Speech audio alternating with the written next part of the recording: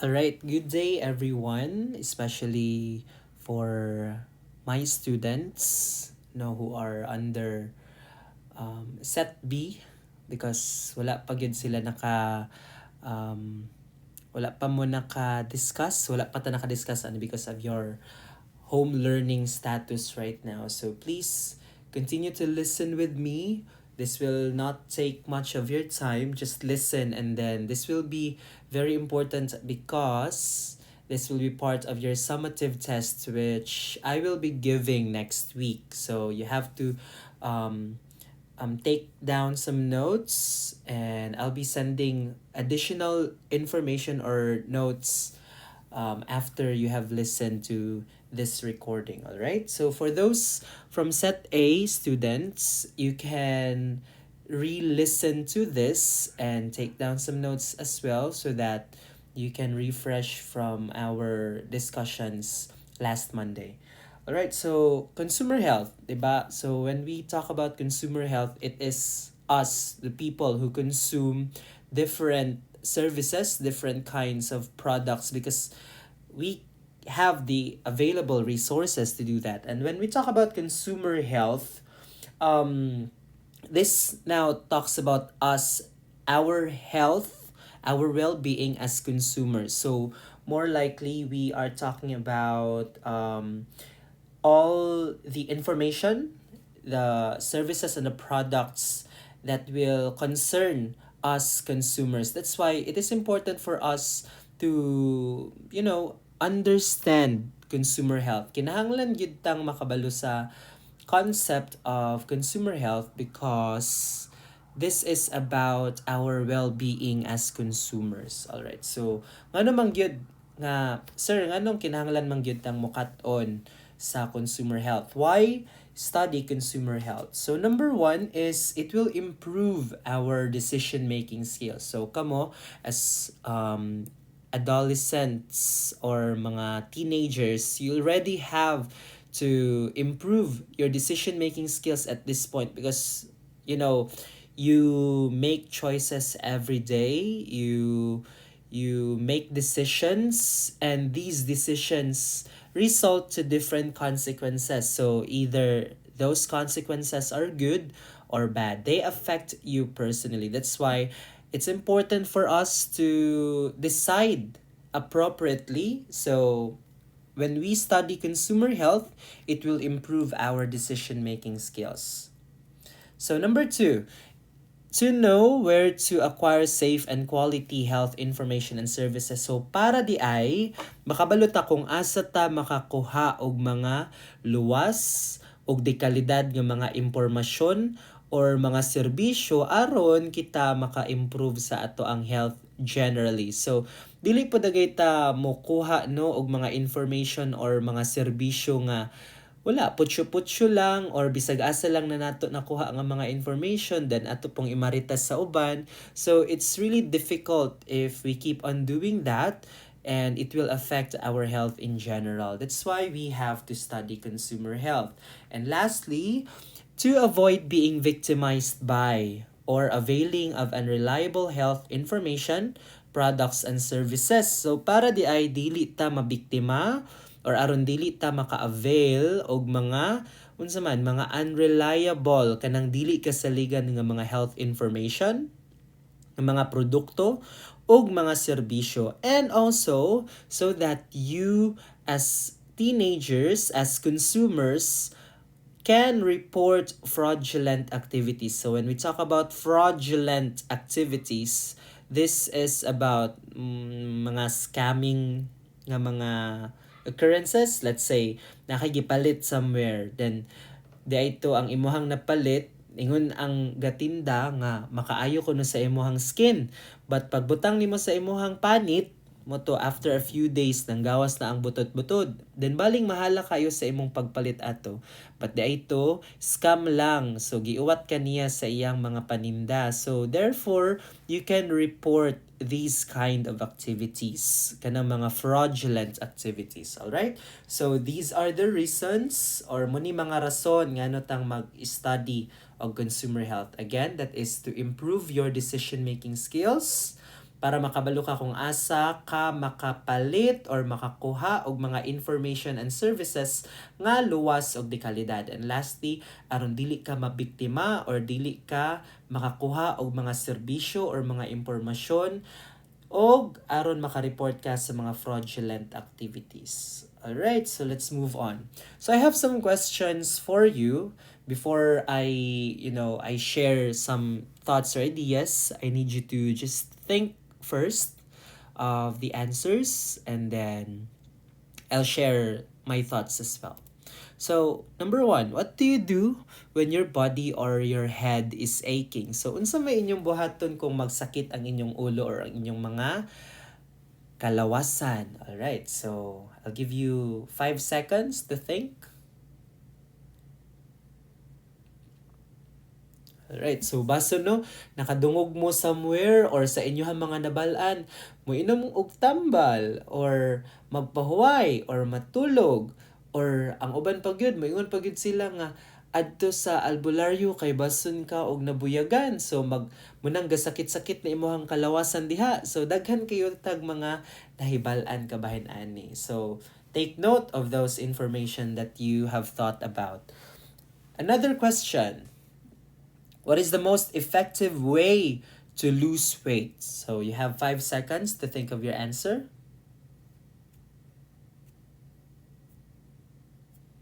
Okay, so basog ang uban ninyo no nakahuna-huna or nakaingon nga ay mag-diet. Oh, mag-diet daw or ang uban maingon nga mag-exercise, mag-walking, mag-jogging or nabay nakahuna-una ninyo nga kaning slimming tea nga ginatawag ato ning imnon or sir mo inom ko og slimming tea or mga slimming pills or sir mo kaan ko mo palit ra ko atong naay ginatawag nga kape nga makapaniwang ko no. So mo to akong imnon then dili ra ko mukaon kay mo may giingon atong ako ang amiga nga niniwang siya tungod anang pag-inom niya sa kape. Okay, so just take note of those information nga naabot sa inyong utok. Maybe those are from people that you have spoken with or maybe gikan to sa inyo mga ginikanan, no? So, atong padayonon ang mga pangutana. Lastly, we have, what is the best way to make my skin smooth? So, unsa ko na ang the best way para muhamis or mulami iyahang kutis. So, 5 seconds. Alright. So, basog na ay nakaingon ninyo no nga maligo or sir, butangan og ice ako ang panit or napoy niingon nga sir, mo tumar ko og Myra E kay mo to ako nakit-an sa mga advertisement or sir, manghaplas ko aning mga bisag unsa nga haplas mag-rejuvenating cream ko aron pagkaugma kay mamaklot then mohamis akong panit. All right. So take note again of those answers because those are actually a component, no? Component na siya about consumer health. Those are what we call health information. No, katutanan, health information to siya. Katong moingon ta nga magpaniwang. So, mukaon, ay dili mukaon rather or mag-inom og slimming pill or mga slimming tea. Those are all health information and we get them anywhere. No, we get them maybe from our parents, from our friends, from the internet, or maybe from the advertisements that we see on TV. Take note of those because health information is part of the components of consumer health. So again, health information, that is a component of consumer health. Usa na siya sa mga parte nga mo characterize sa consumer health. So unsa pa man ang lain nga components? We have health products which we'll be discussing also and health services. All right. So mo ni silang tulo. Again, health information kanang mga nadungog nato bisan asa no gikan sa mga ginikanan, sa mga teachers ug sa uban pang mga tawo. We also have health products, mga products nga atong ginapalit, ginapang-avail, or ginakonsume. And lastly, we have health services. So, unsa ka na sila, no? Atong unahon og tuki, kining ginatawag nga health information. So, health information, it it is varied, no? So number one characteristic of health information is it is varied. Sir, unsa nang varied? Meaning lahi-lahi, no? Dili na siya uniform ra gyud nga usa ra gyud atong health information nga makatunan, dili. But rather it is varied, galain-lain siya depende sa number one, disease. So kung unsa nga sakit, lahi pod nga mga information ato makatunan kabahin ana or masagap, no? Let's say kabahin sa flu. So napod mga health information nga makatunan kabahin sa flu, lahi pod ato mga health information nga makatunan kabahin sa, let's say, dengue fever, mga ana. So lahi-lahi gyud na siya. Sexual health kanang sa mga tawo or sa tagsa-tagsa kanato, lahi-lahi gyud ta depending on our sex as well. So example, mga babayi. So lahi ilaha makatunan, lahi pod nga mga information ang kinahanglan nila, lahi pod ang ilahang masagap. So depende na siya sa ato ang sexual health as well. So weight loss or weight gain, lahi ang mga information nga naa sa pagpaniwang, lahi pod nang magpadako or magpataas og timbang, no? So lahi-lahi gyud na siya. Drugs and alcohol.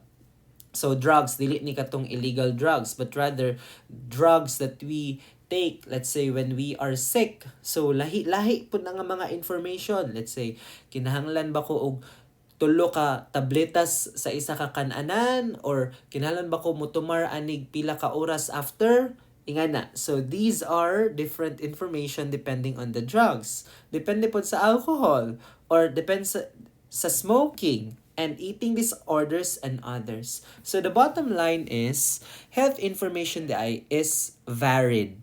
Magkalain-lain gyud na siya. Dili na siya uniform. That's why, for number 2, another characteristic of health information is that it is critical, meaning it may change the health condition of an individual. Therefore, it is important. Nga naman, tungod kay however we apply these information into our lives, it will change or it will alter the health condition of an individual. So, example, kabahig vaccines, no? I'm telling you, vaccines work. But there are people nga nakakuha sila og mga wrong information, maybe sa mga marites or sa ilang mga silingan or sa mga tigulangan nga kung magpa-vaccine ka, mahimo kang, kanang uban, di ba? This is given gyud. Moingon nga, mahimo ko na silang zombie after 2 years. So that is wrong information already. Now, tungod ana nga information, wala siya nagpa-vaccine. Now, wala siya nagpa-vaccine, then within, let's say, a year, na COVID siya. So, it changed his health condition because wala siya nagpa-vaccine tungod kay nakakuha siya og wrong nga information about the vaccine sa COVID-19. So, again, health information is critical because however we apply health information into our individual lives, it will change our health condition. So we really have to be careful about our choices. So diha na mo gawas ato ang decision making skills. No, because it can change your health condition. You have to make good choices. So maingon ka nga, ay kaani kanang okay ra di ay nga magkaon ko og saan yung ginatawag, mga junk foods, no? Because ningon man to nga kanang junk food, okay ra daw na siya basta kay dili lang nako pasubraan, dili lang good every day, no, or every week lang ingana. But wala ta kabalo nga kana dayong tawhana pagkaon niya kay naa day siya mga underlying nga mga health conditions nga dili day siya pwede og mga salty foods, then ikaon gihapon siya. So again, decision niya nga nikaon, but wala day siya kabalo nga maka-change to sa iyang health condition few months or years later. So, again, health information is really critical because pwede nang makapausob sa imuha nga kondisyon. And lastly, health information is changing. Sige nagkausob, especially if kanang information nga ato madawat mo adto sa laing tawo or madawat nato gikan sa laing tawo so mausob gyud siya. Therefore, kinahanglan yun nga kanang information, it must be timely, meaning pinaka-latest gyud atong dawaton nga mga information. Dili na ta mo dawat atong mga gikan pag 1950s, 1960s, wala na to, karaan na to, di na to siya timely. Dili na pud to siya relevant, meaning dili na to mo apply sa kadaghanan, dili na to applicable kaayo para sa atoa. So unsa man day atong dawaton nga mga information, let's say timely within the year dagay nga mga information, or let's say in the span of 5 years. So kung 2022 karon, 2021 nga information madawat pa 2020, 2019, 2018 ug 2017. So kani nga mga information, especially about health and medicine, pwede pa gyud nato nang dawaton or mas maayo gyud na siya nga dawaton. Pero kung mayon ka nga mga medicinal or mga health information katong mga nangaraan na kaayo, dili na po dagay no, maglisod na taan na og tuo.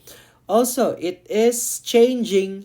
Therefore, it must be culturally appropriate. Kinahanglan gyud siya nga mo haom sa ato ang kultura, dili tong pinasagad ra pod nga wala na pod siya, nakatunob na siya sa ato ang kultura. Therefore, health information must be culturally appropriate and it must be accessible. So kanang health information, it is changing mo nang kinahanglan as soon as possible makabalo ta dayon kabahin ana, especially if it is relevant to us. Kung makarelate ba ta ana or kuan kinahanglan ba siya nato, so kinahanglan ma-access siya dayon nato. So asa man ta maka-access ana, dali na kaayo no kay naa na may internet. Or sa mga health professionals, didto gyud ta mas motuo sa mga health information, okay? And it must be delivered in a relevant format, meaning kinahanglan ang mga tawo makasabot sa health information. Dili po dagay itong mga bisag unsa ray gipangbutang ending wala nakasabot ang mga tawo. So, it must be delivered in a relevant format. So, again, these are all the characteristics of health information. It is number one, varied. No? So, nagkalain-lain siya. It will depend on things. Critical because it can change the health condition of a person. And lastly, it is changing. Maong kinahanglan gyud nga timely and relevant ang ato ang information nga tuuhan o kuhaon. Okay? So, dili na ta magpauwat muna ang ato ang number one goal or ngano tang mo study og consumer health. Dili ta magpauwat, especially sa mga information nga dili na timely and relevant. Okay? So, let's move on. While you are listening to me, let's have a short or a very simple game. It's called Stop or Go. So I will be showing you some statements, and then when you think it is proven by scientific research, you can go, meaning kung gapungko karon, pwede ka nga motindog, okay? And then if paglantaw nimo nga dili siya scientifically proven nga true or correct, you can remain seated or you can just, say, stop. That's not true. Okay? So again, kung paminaw nimo sa imong nabal-an that is already proven true, you go. You say go or you think go. Kung paminaw nimo dili pa na siya scientifically proven, you stop. Okay? So, number 1, let's go. Warts are contagious. So, stop sa ako. Bason, ganahan ka og time to research what is warts. Pwede. Sige, i-search sa. Alright, stop or go? Okay. So, for those people who said go, you are actually correct. Warts are contagious. Kanang warts katubang kalunggo na siya sa ato ang language. It is a skin problem. It's a skin disease because of the so-called human papilloma virus. So that is a sexually transmitted disease. Pwede pod nga dili siya necessarily because of sex, but because of transfer of bodily fluids, especially blood. So be careful, no, kung kuan, because that is a virus, so lisod siya nga patyon, lisod siya nga kwaon sa imuhang lawas. So pag-amping. Next, chocolates cause acne and pimples. Ang chocolate daw maka-acne or makabugas sa ato ang nawong. So, stop or go? 5, 4, 3, 2, 1. Alright, so if you thought stop, you are correct. Alright.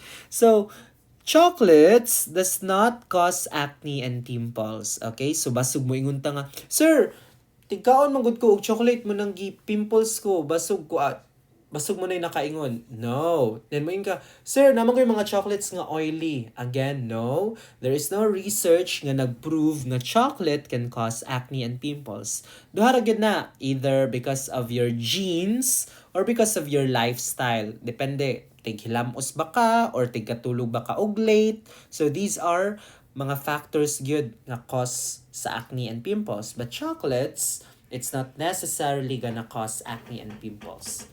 Next, cracking your knuckles causes arthritis. Pareha ani.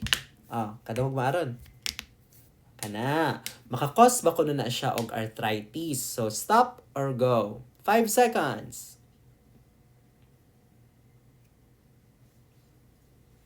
Alright, if you answered go, you are wrong.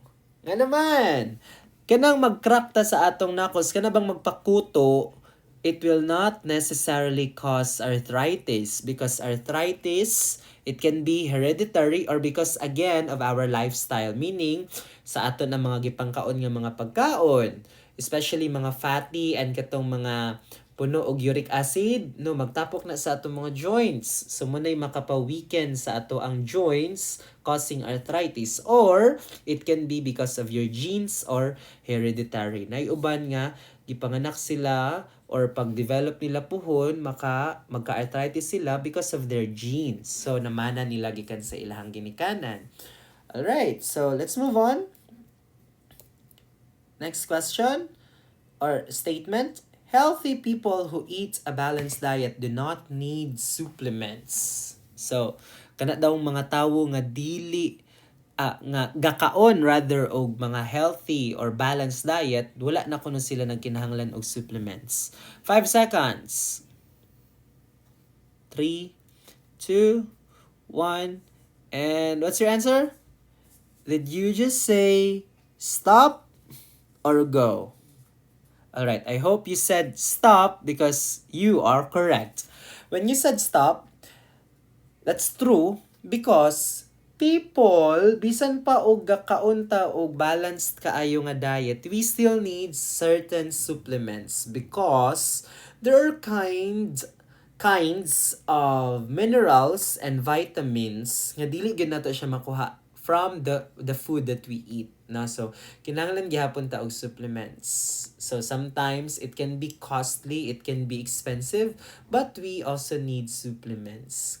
Kay again, there are certain vitamins and minerals nga dili gyud nato makuha from the food that we eat, or sometimes kulangan pag gyud gani gihapon. Like vitamin C, mingon ta nga sige kog kaon og kuan pero nganong sige kog kaon og calamansi or sige ko og kaon og orange pero nganong sige gyapon kong sipunon or dali kay ko magkasakit. Maybe because you still lack the necessary amount of vitamin C to be specific sa imong lawas. That's why you still need supplements like mo inom ka og mo tomar ka og ascorbic acid. So mo na siya example ana diha. So it does not necessarily mean nga balanced diet na gyud ka, dili na ka magkinahanglan og supplements. Alright? Moving on, sleeping with wet hair causes mental disorders. So stop or go. Alright, if you said go, Day, pag-una-una nagyos imong kinabuhi, Day, because you are wrong.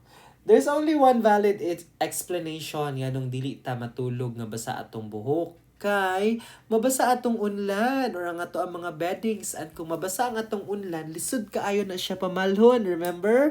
Magbulad ka nagpila ka adlaw or worse, talumtumon, mubaho pag yun na siya. So, kanang matulog ka with wet hair, it will not cause any mental disorders. Or mingon ka nga, Sir, ubanon man ko, sir. Dili man po na tinuod because pwede na siya nga caused by stress or pwede po na siya nga caused by your genes or hereditary na siya. So, sleeping with wet hair will not cause mental health disorders or dili po na siya mukos o gray hair. Okay? So, next. Touching the hands of people with HIV may infect you with the virus. Stop or go.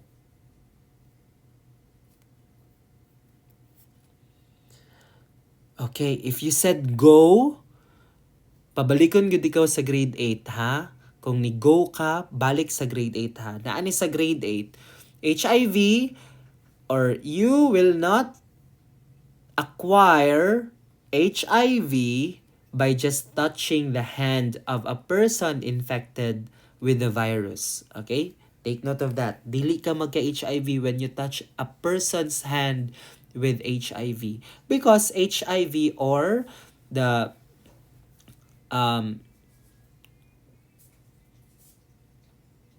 H because HIV dili na siya makatakod because it is a sexually transmitted disease. Again, HIV, it will not infect a person by merely touching because that is a sexually transmitted disease. It can only be transferred through unprotected sex or through blood. So, kung na-injekan ka, no, o let's say the same blood with a person nga na HIV, then there's a high tendency nga magka-HIV ka. But I would like to discuss more about HIV, but maybe soon, no, maka one session ta ani about HIV. This is a very healthy topic for you young people. So hopefully pohon makakuan ta ani, makadiscuss ta ani. But I will not be discussing more about this, especially not here. Okay? So maybe soon in our class. So, 'di ba? So you have to be careful kung unsa ang imuhang mga gipang kuha or gipang sagap nga mga information. Kinahanglan gyud nga magamping ka or you have to only believe information nga gikan sa mga health professionals like doctors and physicians or nurses because these are the most valid nga mga information. Pero kung mayunta nga information nga gikan sa mga unsa man sa internet or sa mga katigulangan na tendency gid ana nga those are not proven by science. Okay? So that is about health information. So I'll be sending more instructions about health products and health services. So I hope you learned something from this discussion and I will see you next week everyone. Goodbye and thank you for listening.